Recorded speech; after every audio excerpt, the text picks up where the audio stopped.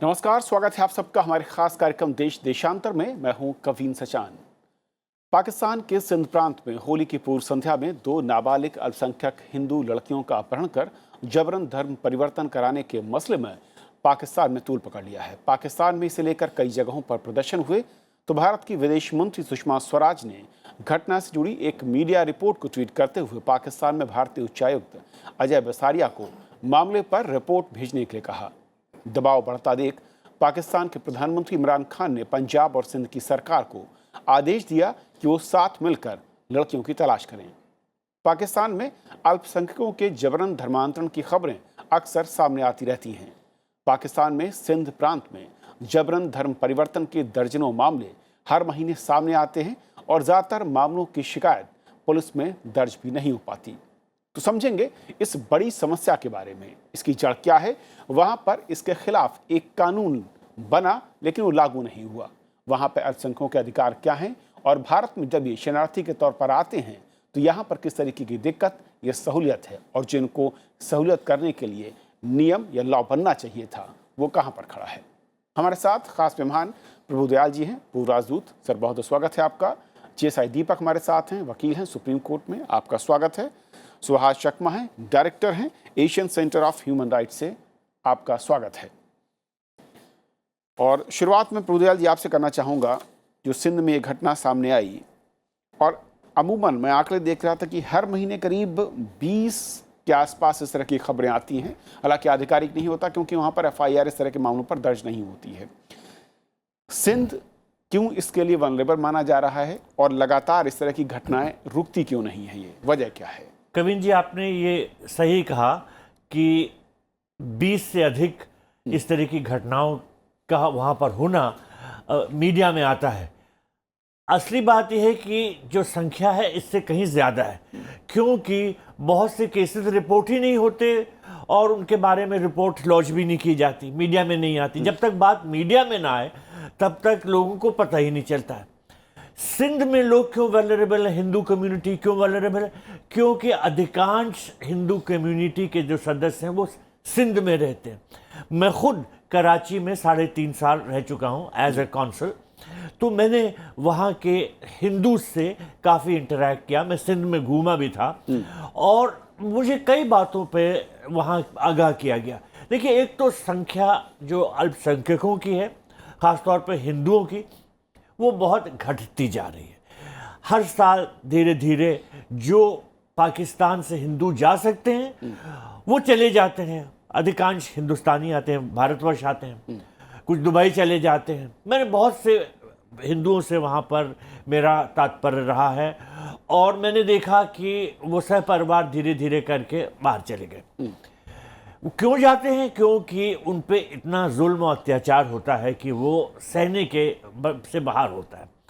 अब किस तरह से ये होता है, क्यों होता है? देखिए, पाकिस्तान में धीरे धीरे करके जो कट्टरपंथी संस्थाएं हैं वो और तंदुरुस्त और मजबूत होती जा रही हैं। उनको सरकार से प्रोत्साहन मिलता है, सरकार से माली इमदाद मिलती है, तो वो अपने को कानून के दायरे से बाहर समझने लगी।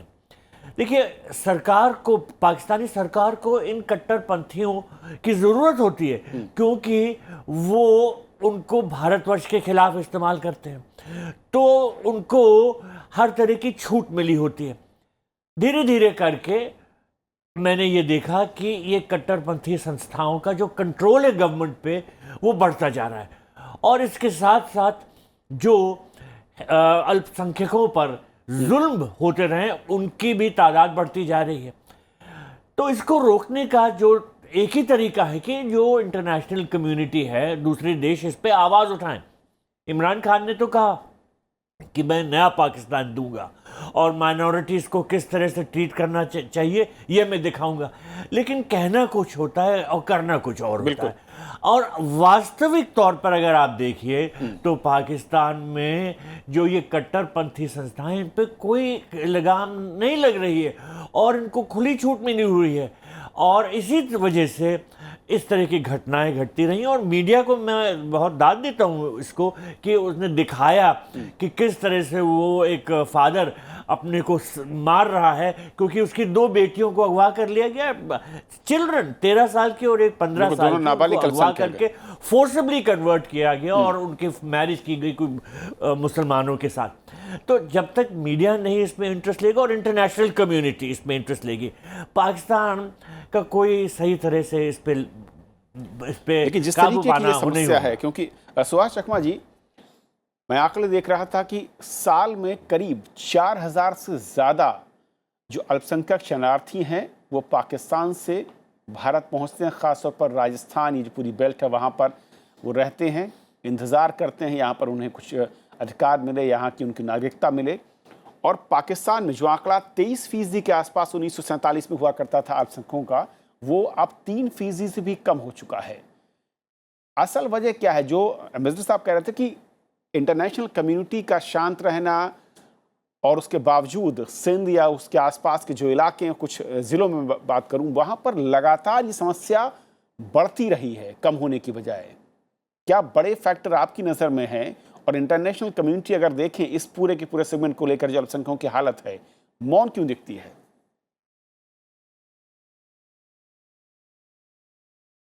मैं तो ये कहना चाहूँगा कि अगर भारत सरकार खुद एक्शन नहीं लेता है, फिर इंटरनेशनल कम्युनिटी क्या एक्शन लेगा?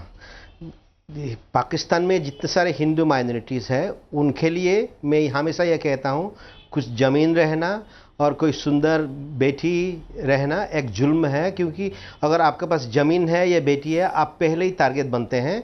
मैं ये कहूँगा कि वो जो मौलवादी संस्थाएं हैं वो सरकार से मदद नहीं मिलता है, वो पावर में है और सरकार में है।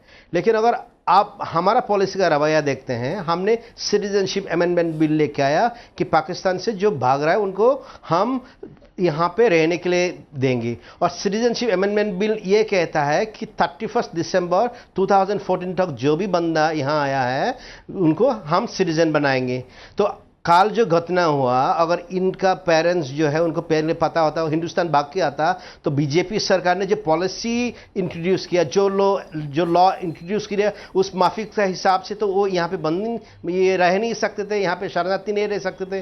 तो ये जो हिंदुस्तान जो हिंदू समुदाय है, ये दिन पर दिन वहाँ पे कम होते जाएंगे और उनको आपको एक रिफ्यूजी पॉलिसी चाहिए जो आप करना नहीं चाहते हैं। आप सिटीजनशिप बिल लेके आया जिसमें ये जो लड़की जो जिनको किडनैप किया है उनका पेरेंट्स कभी क्वालिफाई नहीं होंगे। तो क्या ये रवैया है? अगर ये पॉलिसी हिंदुस्तान खुद अडॉप्ट करते हैं तो फिर हम इंटरनेशनल कम्युनिटी में जाके क्या कहेंगे? जी, ऑब्वियसली मैं हिंदुस्तान और कानूनों के बारे में समझूंगा कि कहां पर खड़े हैं। इससे पहले एक सरकार साहब, पाकिस्तान में सिंध में एक कानून बनाया गया उनके प्रोटेक्शन के लिए, अल्पसंख्यकों के लिए, पास भी हुआ, लेकिन लागू करने से पहले या उस पर स्टैंप करने से पहले जो गवर्नर का होना चाहिए था वो नहीं हो पाया। क्या ये कहा जाए कि विधानसभा या वहां पर उसकी मंशा के बावजूद कट्टरपंथी इतना ज्यादा हावी हैं कि वो किसी भी तरह के कानून को लागू नहीं होने दे सकते, भले ही इमरान खान खुद भी कहते रहें?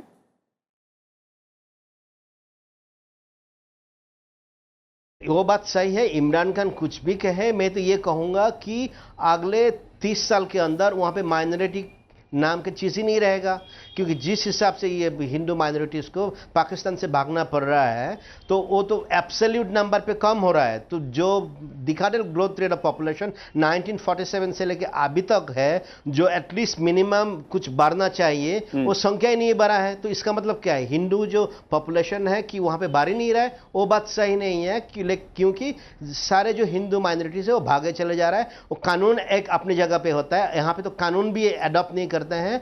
मैं ये कहूँगा कि वहाँ पे माइनॉरिटी के लिए रहना इम्पॉसिबल है, और ये आज के दिन नहीं है। 1965 से 47 को नहीं कहूँगा, 1965 से लेके अगर आप देखते हैं ये एनिमी प्रॉपर्टीज एक्ट के अंदर कितने सारे हिंदुओं का प्रॉपर्टी सरकार ने वहाँ पे जब्त किया है। तो प्रॉपर्टी जब्त किया है, जमीन जब्त किया है, तो फिर रहा क्या है? तो वहाँ पे माइनॉरिटी बनना तो एक जुल्म की बात है, वहां पे कोई भी प्रोटेक्शन नहीं है, क्योंकि जब लॉ एनफोर्समेंट आता है तो लॉ एनफोर्समेंट तो होता ही नहीं है अगर ये कानून। जी, मैं ऐसा लौटता हूं आपके पास।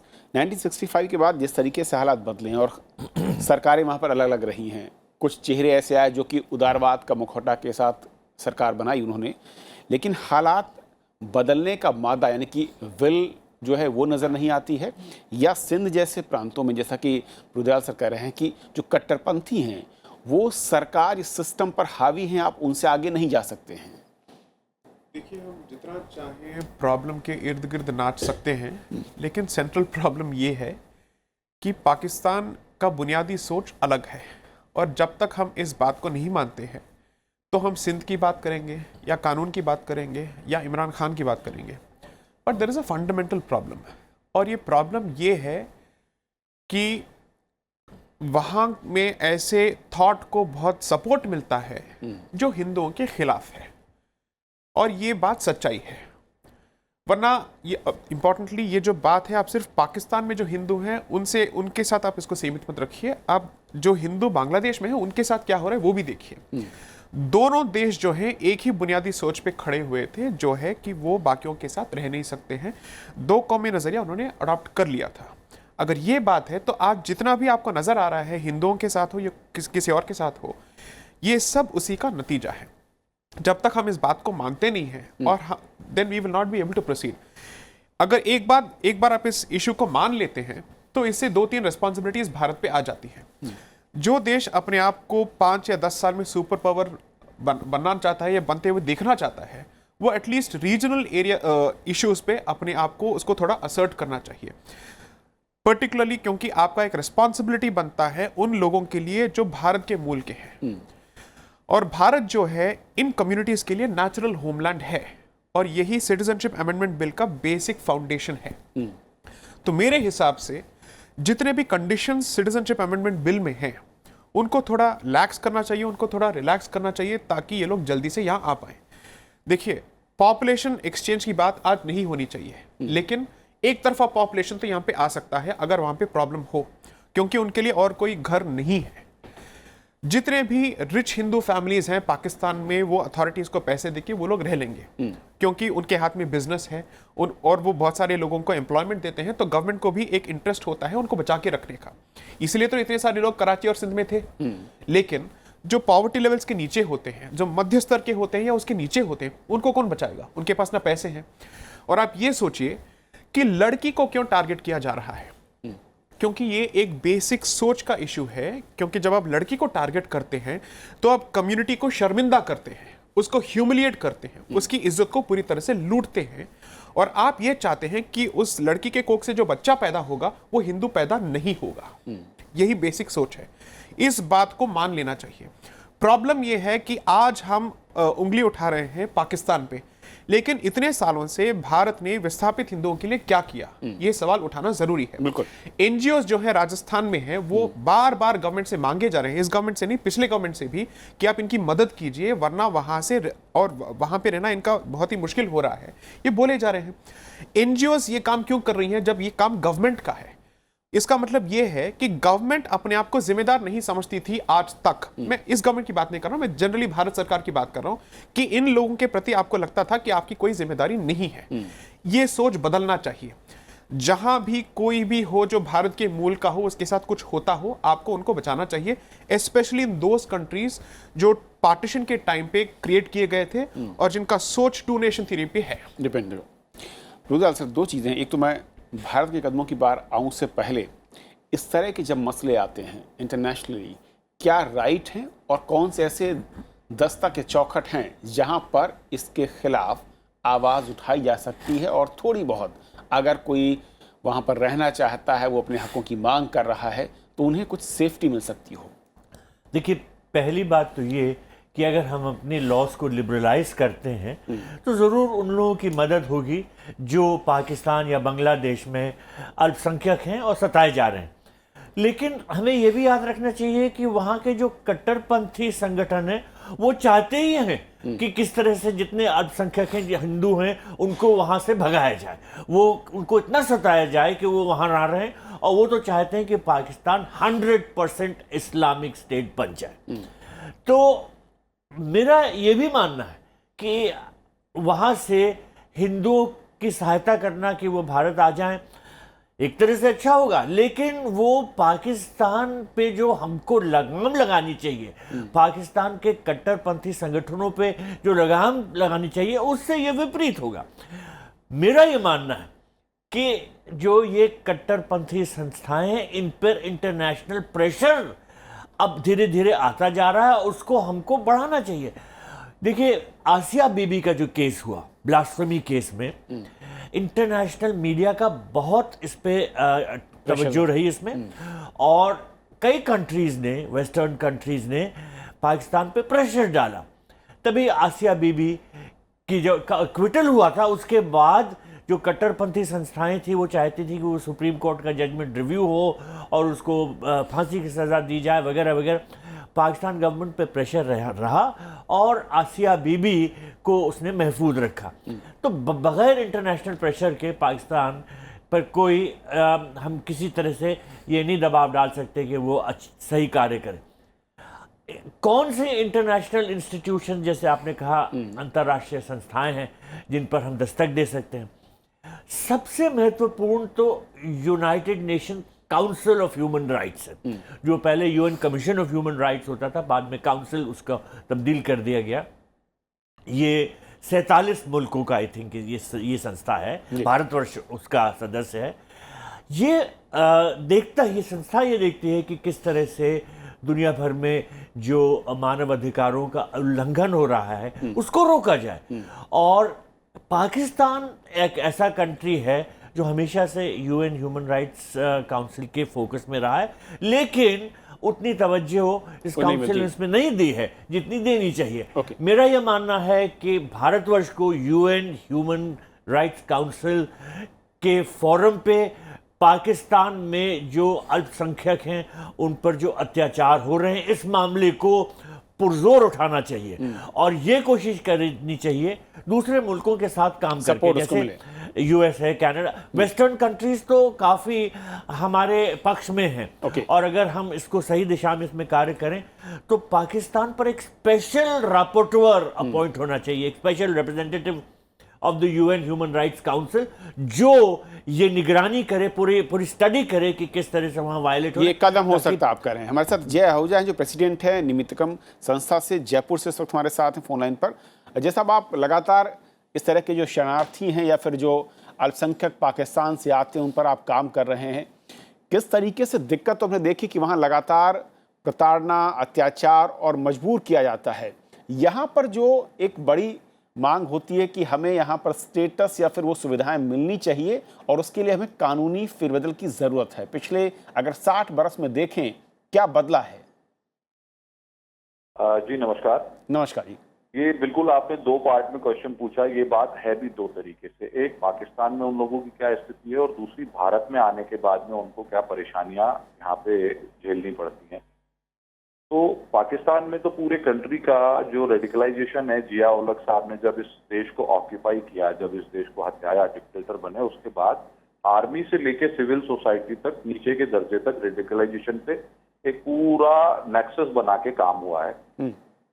और फोर्स कन्वर्जन की जहां तक हम बात करेंगे तो ये स्टेट स्पॉन्सर्ड भी है और रिलीजियसली स्पॉन्सर्ड भी है। मियां मिट्टू करके एक व्यक्ति हैं वहां पे जो बरजंडी शरीफ दरगाह के चिश्ती हैं, यानी उसके सबसे बड़े पुजारी हैं और पीपीपी से मेंबर ऑफ नेशनल असेंबली वहां के सांसद भी रहे हैं। इनके आपको सैकड़ों वीडियो यूट्यूब पे मिल जाएंगे। इनकी आर्म्ड फोर्सेस हैं पर्सनल, जो कोई भी हिंदू बच्ची को किडनैप करने के बाद में किडनैपर को पूरी सुरक्षा देती हैं। रिंकल कुमारी के केस में जब रिंकल कुमारी ने कोर्ट में बयान दिया कि उसको फोर्सफुली किडनैप किया गया और कन्वर्ट किया गया है, तो मियां मिट्टू ने भरी कोर्ट में उसके गाल पे तमाचा मारा था। ये पूरी दुनिया ने देखा। इसको सोशल मीडिया पे बहुत रिपोर्ट भी किया गया, क्योंकि वहां पहले मीडिया ब्लैकआउट था जो थोड़ा बहुत हिंदुओं के पक्ष में बात करने लगा है। इसी तरीके की एक दरगाह वहां पे सामरो करके उमरकोट में भी है, वो भी पूरी तरीके से फोर्स कन्वर्जन के काम में लगी हुई है और उनके स्टेटमेंट है कि हम गिन नहीं सकते इतने लोगों को हमने कन्वर्ट किया है। हाफिज सईद ने एक मदरसा मिट्टी के पास में खोला है सलामकोट में, वो भी यही काम कर रहा है। बड़ी बात यह कि बच्चियां 12 साल, 15 साल की, 11 साल की क्यों कन्वर्ट हो रही हैं? अगर उनके मन में किसी धर्म के प्रति श्रद्धा आ रही है तो बड़ा आदमी क्यों नहीं कन्वर्ट हो रहा, लड़के क्यों नहीं कन्वर्ट हो रहे? कन्वर्ट होते ही उनका निकाह क्यों पढ़वा दिया जाता है? तो ये पूरी तरीके से स्टेट स्पॉन्सर्ड क्राइम है। सिंध असेंबली के अंदर हिंदू बच्चियां 18 साल से पहले उनकी शादी मान्य नहीं है, ऐसा एक लॉ भी आया जिसको राज्यपाल ने साइन करने से मना कर दिया। तो कुल मिला के जहाँ थे वहीं वो लोग रह गए, हिंदू मैरिज एक्ट पास नहीं होने के कारण। जी जी। और भारत में आने के बाद की कठिनाइयां भी बेतहाशा बहुत ज्यादा है। जो अभी जो सरकार है, इन्होंने उसमें काफी सारे रिलीफ दिए। इन्होंने उन लोगों के जीवन को जीने के लिए उनको आईडी के तौर पे आधार कार्ड, पाकिस्तानी आइडेंटिटी कैरी करते हुए और भारतीय गारंटर्स के आधार पे गारंटी पे बनवाना अलाउ किया है। उनको एनुअल रिन्यूअल के बेस पे ड्राइविंग लाइसेंस बनवाना अलाउ किया है। जो लोग पहले एक म्यूनिसिपल एरिया के बाहर नहीं जा सकते थे पूरे जीवन जब तक नागरिकता नहीं मिलेगी, उनको स्टेट में ट्रैवलिंग एक सिंपल एप्लीकेशन पे कर सकते हैं, ऐसा उन्होंने अलाउ किया है अभी इस गवर्नमेंट ने। बैंक अकाउंट खोलना अलाउ किया है। तो भारत में इस विषय पे गंभीर चिंतन हो रहा है और समाज में भी जागृति आ रही है और पॉलिटिकल विल भी वर्तमान समय में नजर आ रही है। जो पिछले 70 वर्षों में काम नहीं हुए, वो पिछले 3-4 वर्षों में उस पर काफी। चलिए, जैसा मैं अगले पॉइंट पर आना चाह रहा था, जो कि हम बात कर रहे थे, जैसा दीपक, क्योंकि जो मोटिव है वहाँ पर जबरन धर्मांतरण का, वो यही है कि या तो ये लोग जगह को छोड़ दें, यानी कि देश छोड़ दें, या फिर उस धर्म को छोड़ दें। जी। अगर हम कुछ लोग क्योंकि ये कहते हैं कि अगर भारत में उनको अडॉप्ट करने या उनको यहाँ रहने के लिए आप इजी नियमों की तरफ बढ़ते हैं, तो उनके मकसद को ही आप पूरा करने में उनकी मदद कर रहे हैं। जी। फिर वे आउट क्या है? जी, प्रभुदयाल जी जो हैं इस बात पे मुझसे ज़्यादा जानते हैं, बट फिर I have a couple of points on this. देखिए, पहली बात ये है कि जब आपको पहले ये डिसाइड कर लेना चाहिए कि आपका मकसद क्या है, उन लोगों को बचाना या ऐसा कोई मुद्दा ढूंढना जिससे आप पाकिस्तान पे उंगली उठा सकें। ये अपने आप से आपको ये सवाल कर लेना चाहिए, क्योंकि जब यहूदियों को बगदाद में मारा जा रहा था या इजिप्ट में मारा जा रहा था या सीरिया में मारा जा रहा था या किसी और देश में मारा जा रहा था, इसराइल ने ये नहीं सोचा कि हम इसका फायदा उठाएंगे कि पाकिस्तान के ऊपर एक रिपोर्ट तैयार करने के लिए। उन्होंने सोचा कि हमारा पहला कर्तव्य ये है कि हम उनको बचाएंगे और उनको वहां से निकालेंगे। तो इसी का पॉलिसी बना था आलिया, कि जहां कहीं भी यहूदी हो और उनके साथ ये शोषण हो रहा हो, उनको वहां से हम उठा के यहाँ पे लेके आएंगे। ये एक स्पेसिफिक टारगेटेड अप्रोच था, यही हमें करना चाहिए मेरे हिसाब से। That's point number 1। Point number 2, international दबाव इसलिए डालना चाहिए क्योंकि मेरे हिसाब से ये सांस्कृतिक नरसंहार है। This is cultural genocide of the first order, text book definition. उनका मकसद ये है कि आप हमारे बन जाओ या यहां से निकल जाओ। These are the 2 options. तो ये दोनों ही विकल्प आपके लिए अच्छे नहीं हैं, लेकिन एक विकल्प इसमें से आपके लिए बेहतर है कि वो वहां से निकल जाएं और यहां पे आ जाएं और इज्जत की जिंदगी यहां पे जिए। वहां पे उनको रख के अगर आप ये कानून का खेल खेलेंगे तो भुगतेंगे वो, और यहां पे बैठ के आप रिपोर्ट निकालते जाएंगे। आसिया बीबी का जो केस था मेरे हिसाब से वो एक्सेप्शन था, क्योंकि आपके पास दिखाने के लिए आज सिर्फ वो एक ही केस है। ऐसे कितने सारे केसेस हुए ये हमें नहीं पता। वो हिंदू थी, मेरे हिसाब से वो हिंदू नहीं थी, वो नॉन हिंदू थी, इसीलिए वेस्टर्न कंट्री से इतना सारा सपोर्ट आपको मिला था। अगर वो हिंदू होती और इतने हिंदू बच्चियों के साथ ये सब हो रहा है, वेस्ट आज तक कर क्या रहा है? तो हमें इंटरनेशनल ओपिनियन को तो जागरूक करना चाहिए, लेकिन रिस्पॉन्सिबिलिटी हमसे शुरू होती है और हमसे खत्म होती है। हमें उनको बचाने के लिए भी कदम बढ़ानी चाहिए। बहुत बहुत शुक्रिया, वक्त कम है लेकिन बहुत बहुत शुक्रिया आप सभी मेहमानों का हमारे साथ इस बेहद अहम चर्चा में शामिल होने के लिए। साथ ही हमारे सभी कार्यक्रम आप YouTube पर देख सकते हैं। फिलहाल जितना ही, नमस्कार।